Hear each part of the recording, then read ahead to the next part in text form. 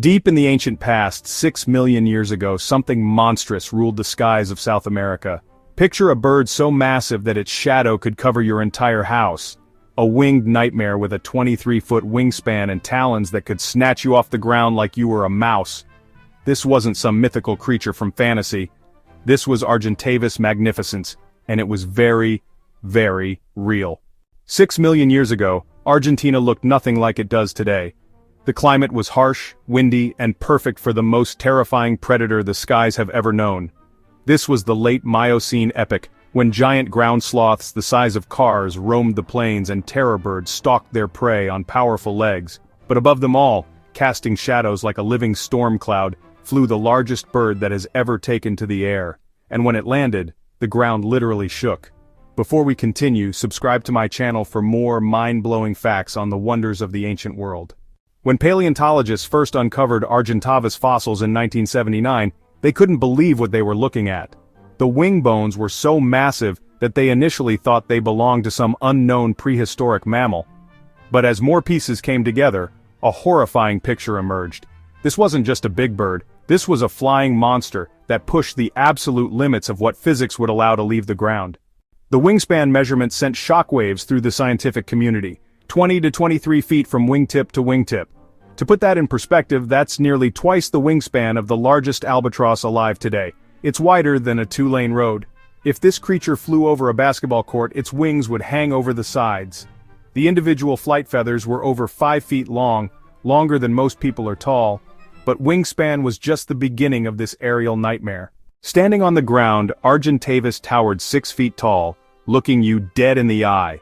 It weighed between 70 and 150 pounds, making it heavier than most adult humans. Imagine that weight launching itself into the air and you start to understand why this creature needed some very specific conditions to become airborne.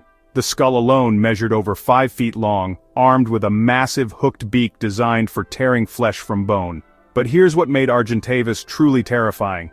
It didn't need to hunt like an eagle or hawk, those powerful grasping talons we associate with birds of prey. Argentavis didn't have them. Instead, it had something far more savage.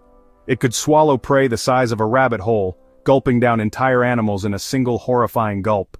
The logistics of getting this monster airborne were brutal.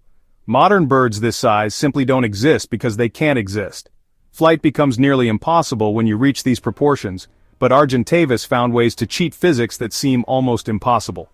First, it needed perfect weather conditions. Not just any wind would do. Argentavis required the specific wind patterns that came from the Antarctic currents flowing north through the Andes.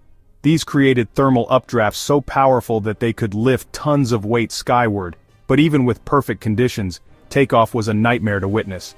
Picture this massive creature running downhill, flapping those enormous wings in what must have looked like the most awkward sprint in natural history. It needed a running start on a steep slope, building up speed until those 23-foot wings finally caught enough air to lift 150 pounds off the ground. Missing that thermal current meant crashing back to Earth in a tangle of feathers and fury. Landing was even worse. Argentavis couldn't just gracefully touch down like smaller birds. When this monster came in for a landing, it hit the ground like a controlled crash. Its legs had to be incredibly robust just to absorb the impact without shattering. Every landing was a violent collision with the earth that shook the ground and sent smaller animals fleeing in terror. Once airborne though, Argentavis became a master of efficiency. It used a flight technique called dynamic soaring, the same method modern albatrosses use to stay aloft for hours without flapping. By riding the wind gradients created by the interaction between fast-moving air masses and slower ones, it could gain energy from the wind itself. Over land, it switched to thermal soaring, riding columns of hot air rising from the sun-baked plains. These techniques meant Argentavis almost never had to flap those massive wings during flight. Flapping flight would have been metabolically impossible for long periods. Instead, it glided like a living aircraft, covering vast distances at speeds of up to 41 miles per hour while barely expending any energy. The feeding strategy of Argentavis was as brutal as everything else about this creature. As an opportunistic scavenger, it patrolled vast territories looking for carcasses of the giant mammals that shared its world. Ground sloths the size of elephants, prehistoric horses and other megafauna provided meals that could sustain this aerial giant for days. But Argentavis wasn't just a scavenger. Evidence suggests it was also a kleptoparasite, which means it stole food from other predators. Imagine being a terror bird that just killed a ground sloth after an exhausting hunt, only to see the shadow of Argentavis passing overhead. This 150-pound flying nightmare would drop out of the sky and simply take your meal. What were you going to do about it? The creature's hunting technique for smaller prey was equally savage. Unlike eagles that use their talons to kill, Argentavis relied on its massive beak and powerful neck muscles. It would snatch smaller animals, break their necks with a violent shake, and swallow them whole. The sight of a rabbit-sized animal disappearing down that enormous gullet must have been the stuff of prehistoric nightmares. Living alongside Argentavis meant sharing the world with genuine monsters. Terror birds, flightless predators that stood 10 feet tall and could outrun a horse, ruled the ground. Giant ground sloths lumbered through forests that no longer exist, but none of them owned the skies like Argentavis. The extinction of this aerial giant tells a story of environmental change that sounds eerily familiar today. As the climate began cooling and drying around 5 million years ago, the thermal conditions that made Argentavis flight possible started disappearing. The powerful winds from Antarctica weakened. The open plains that generated perfect thermal columns gave way to different vegetation patterns. Without those crucial thermal currents, Argentavis found itself grounded more often. A creature that evolved to spend most of its time soaring suddenly had to walk more, hunt more actively, and compete with ground-based predators that were better adapted to the changing world. The metabolic demands of maintaining such massive size without the energy savings of effortless flight became unsustainable. Competition from mammalian predators added to the pressure. As the climate changed, new predator species moved into Argentavis territory. These mammals were more adaptable, more efficient hunters, and they didn't need perfect weather conditions to be effective. The niche that Argentavis had dominated for millions of years began shrinking. The fossil record of Argentavis remains frustratingly incomplete. Only a few fragmentary skeletons have been discovered, which makes sense when you consider the specific environmental conditions these creatures required. They lived in harsh, windy uplands where fossilization was rare. Most Argentavis probably died in locations where their bones were scattered by wind and weather long before they could be preserved. What we do know about their reproduction comes from comparisons with their closest living relatives, New World vultures like condors. Argentavis likely laid eggs weighing over 4 pounds each, roughly the size of a small watermelon. The nesting sites have never been found, probably because they chose remote cliff faces or mountain peaks that have long since eroded away. The lifespan of Argentavis was probably extraordinary by bird standards. Modern condors can live over 70 years in the wild, and Argentavis, with its even lower metabolic rate and less energy-intensive lifestyle, might have lived even longer. Some individuals could have ruled the skies for nearly a century, watching entire generations of ground-based predators come and go. Modern attempts to understand Argentavis' flight capabilities have revealed just how close to impossible its existence really was. Computer models show that any bird significantly larger would be completely unable to achieve flight under Earth's current atmospheric conditions.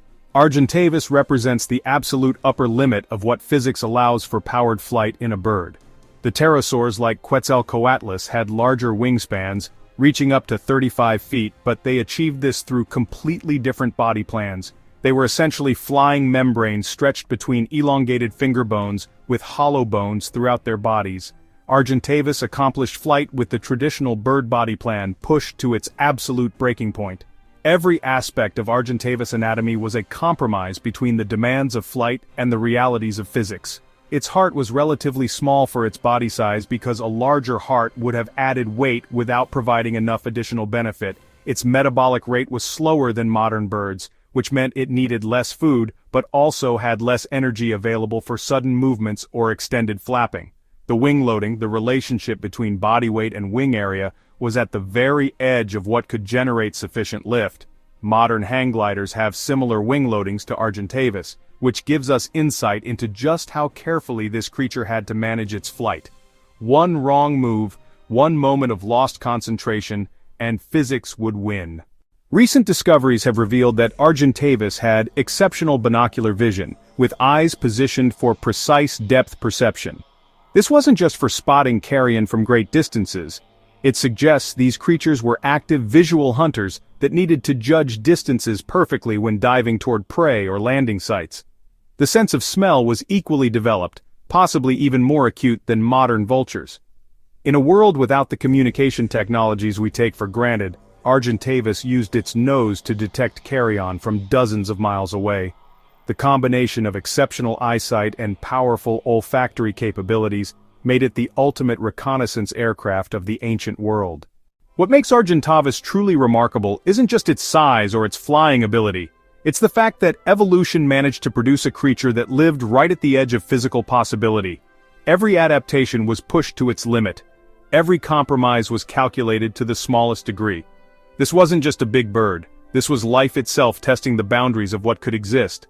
The legacy of Argentavis lives on in its closest modern relatives, the New World vultures. Condors, turkey vultures, and their cousins carry genetic echoes of this ancient giant. When you see a condor riding thermals over the California coast, you're looking at a scaled-down version of the most magnificent aerial predator that ever lived. So the next time you see a bird soaring overhead and think about how peaceful and graceful flight looks, remember Argentavis magnificens. Remember the 150-pound nightmare with a 23-foot wingspan that made every takeoff a leap of faith and every landing a controlled crash. In a world of giants, it took a truly magnificent monster to rule the skies. If that sent shivers down your spine, smash that like button, subscribe for more incredible stories from prehistory's most savage creatures, and share this with someone who thinks modern eagles are impressive. Because compared to Argentavis, today's birds of prey are just sparrows playing dress-up as the magnificent rulers of the ancient sky.